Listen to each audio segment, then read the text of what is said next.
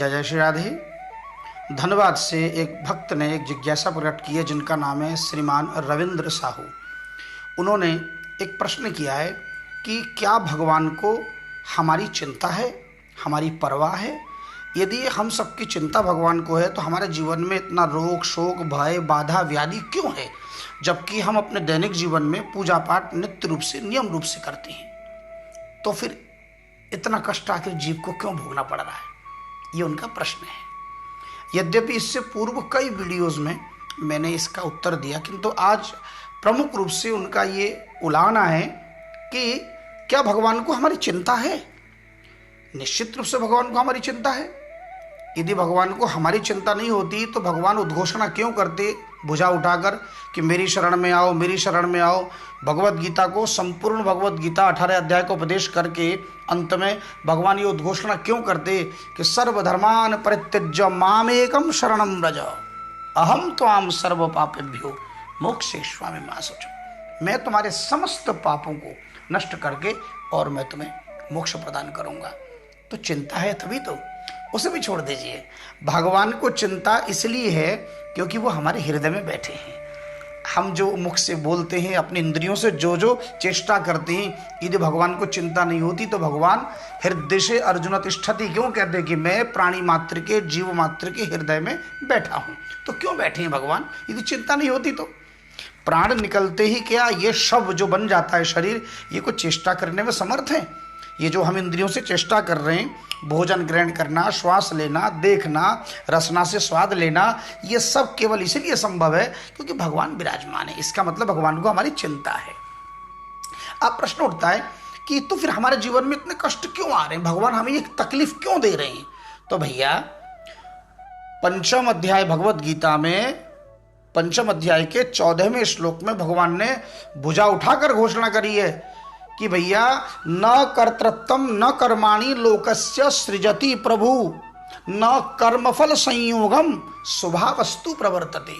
भैया न मैं तेरे कर्तापन की, न तेरे कर्म की, न तेरे कर्मफल की संरचना करता हूं, अपितु प्रकृति और स्वभाव स्वतः कार्य कराते हैं। मैं जिम्मेदार नहीं हूं, तेरे दुख सुख की जिम्मेदारी तेरी है।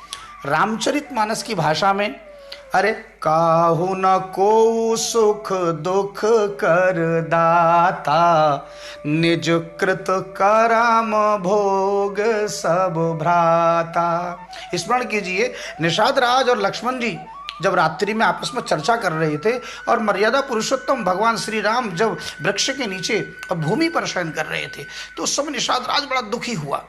तो उस समय लक्ष्मण जी ने उनसे कहा, बोला आप इतने दुखी क्यों हो? बोले प्रभु न जाने भगवान किस कर्म का फल भोग रहे हैं, भूमि पर जिसकी सत्ता चली गई हो, राज सिंहासन चला गया हो और घर से उनको बाहर निकाल दिया हो, कि किस कर्म का फल है? तो लक्ष्मण जी ने बड़े प्रेम से कहा, बोले भाई देखो, भगवान को कर्मफल भोगना नहीं पड़ता है। और इसका प्रमाण कहाँ है? बोले स्वयं जो भोग रहे हैं, जिसको आप कह रहे हो कि भोग रहे, उनसे तो पूछो।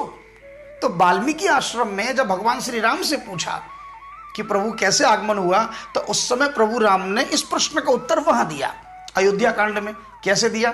बोले तात बचन पुनि मात हितु, भाई भरत असराऊ, मोकहूं दरस तुम्हार प्रभु, सब मम पुण्य प्रभाव।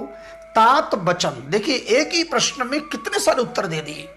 तात बचन, मेरे परम पूज्य पिताश्री के सत्य की रक्षा हुई मेरे आने से। पुनि मातु हितु, और मेरी माता का हित सदा है, मेरी माँ जो चाहती थी उनकी आज्ञा का पालन हुआ। और भाई भरत असराऊ, और समग्र अयोध्या को भरत जैसा परम धर्मशील राजा प्राप्त हुआ। और मोकहूं तरस तुम्हार प्रभु, और गुरुदेव आप जैसे महान संत का दर्शन और आशीर्वाद मुझे प्राप्त हुआ। सब मम पुण्य प्रभाव, ये मेरे पुण्य का प्रभाव है, ये पाप का प्रभाव नहीं है। तो किसी भी कर्म फल को आप किस रूप में देखते हैं, यह आप पर निर्भर करता है। वस्तुतः भगवान तो इच्छाहीन है। जैसे विद्युत नहीं होते, भगवान में सामर्थ्य है पर इच्छा का अभाव है। जैसे विद्युत यानी बिजली, करंट, धारा। अब विद्युत की अपनी कोई इच्छा नहीं है, किंतु हम अपनी इच्छा यदि पूर्ण करना चाहें तो हम विद्युत को उस इच्छा से वस्तु से जोड़ देते हैं। जैसे मैंने इच्छा की कि मुझे विद्युत से मुझे हवा लेनी है, तो मैंने विद्युत को पंखे से जोड़ दिया। मैंने इच्छा की मुझे प्रकाश चाहिए, तो मैंने उसी विद्युत को बल्ब से जोड़ दिया। और मैंने इच्छा की कि मुझे शीतलता का अनुभव करना है, मैंने विद्युत को कूलर से जोड़ दिया, एसी से जोड़ दिया। मैंने इच्छा की मुझे गर्मी चाहिए, मैंने हीटर से जोड़ दिया। मैंने इच्छा की कुछ सुंदर शीतल पेय पदार्थ का स्वाद लेना है, मैंने विद्युत को फ्रिज से जोड़ दिया। तो विद्युत की अपनी कोई इच्छा नहीं है, हम अपनी इच्छा पूर्ण करने के लिए विद्युत से संबंध जोड़ देते हैं। ठीक उसी प्रकार ये मनुष्य भी अपनी आवश्यकताओं को पूर्ण करने के लिए ईश्वर के साथ संबंध जोड़कर और उसकी पूर्ति करने की जो पृष्ठभूमि है, वास्तव में भगवान के अवतारवाद की जो बुनियाद है, आधार है, वो यही है कि भगवान भक्तों के कल्याण के लिए ही, भक्तों पर कृपा करने के लिए ही अवतार लेते हैं, ताकि ये जीव भगवान से संबंध जोड़कर अपनी इच्छा की पूर्ति कर ले। तो आप भगवान से संबंध ना जोड़कर आप अहमता, ममता, ईर्ष्या, राग और द्वेष से जोड़ लेते हो, इसलिए दुख का कारण। तो दुख सुख आपके अपने किए हुए का फल है, परमात्मा में कोई दुख सुख नहीं है। भगवान तो स्पष्ट कहते हैं कि जदपि सम नहीं राग न रोषु और गहि न पाप पुण्य गुण दोषु। भगवान में न राग है, न रोष है, न पाप है, न पुण्य है, भगवान में कुछ नहीं है। भगवान तो तटस्थ हैं, लेकिन भगवान क्या करते हैं? बोले तदपि करहि सम विषम विहारा। सम और विषम जैसे व्यवहार करते हैं। बोले क्यों? बोले भगत अभगत हृदय अनुसारा। भगत अभगत में भेद करते हैं। यदि भक्त और अभक्त में भेद न करें तो लोग उस श्रृंखल नहीं हो जाएंगे, मनमुखी आचरण नहीं करेंगे। यदि पापी के साथ भी वही व्यवहार करे जो पुण्यात्मा के साथ हो, तो क्या सृष्टि चलेगी?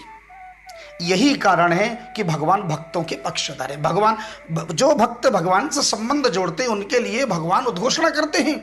एक दिन भगवान एकांत में ध्यान में बैठे तो अर्जुन देखने गए, और जब देखने गए तो देखे भगवान ध्यान में बैठे। तो अर्जुन ने पूछा कि प्रभु, हम तो सोचते थे आप साक्षात सच्चिदानंद ब्रह्मांड नायक, पूरा विश्व आपका ध्यान करते हैं, पर आप भी ध्यान करते हैं क्या? बोले हाँ, मैं भी ध्यान करता हूँ। बोले किन का? बोले मैं अपने भक्तों का। तो इस समय आप क्या कर रहे थे? बोले मैं इस समय पितामह भीष्म का ध्यान कर रहा था।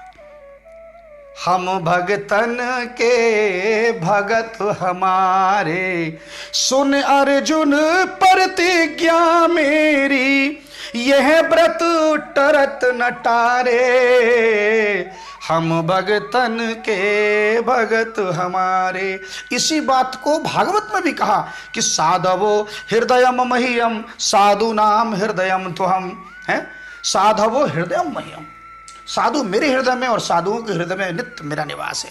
इसलिए एक छोटा सा उदाहरण और दे दूं कि भगवान को हमारी कितनी चिंता है। हनुमंत लाल जब माता जानकी से मिलने गए और जब मिलकर वापस लौटे तो श्री राम ने पूछा, मेरी जानकी कैसी है हनुमान? तो जानते हनुमान जी ने जो उत्तर दिया आज के इस प्रश्न का सबसे सार्थक और उत्तम उत्तर यही होगा। क्या कह रहे हैं? एक एक शब्द ध्यान से सुनना, सुंदरकांड के शब्द हैं कि सीता के अति विपत्ति विशाला, अब नहीं कहें भले दीन दयाला। क्या कह रहे हैं? कि सीता के अति विपत्ति विशाला। हनुमान जी ने जानबूझ के इसमें दो अतिरिक्त शब्दों का प्रयोग किया कि सीता के अति विपत्ति विशाला। सीता जी की विपत्ति है, अति है तो कह सकते हैं, पर अति और विशाल ये दोनों शब्द क्यों जोड़ दिए?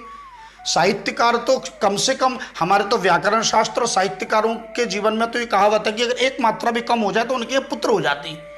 हाँ, वो खुशी मनाते हैं कि मात्रा कम हो गया, मतलब मेरे घर बेटा हो गया। क्यों?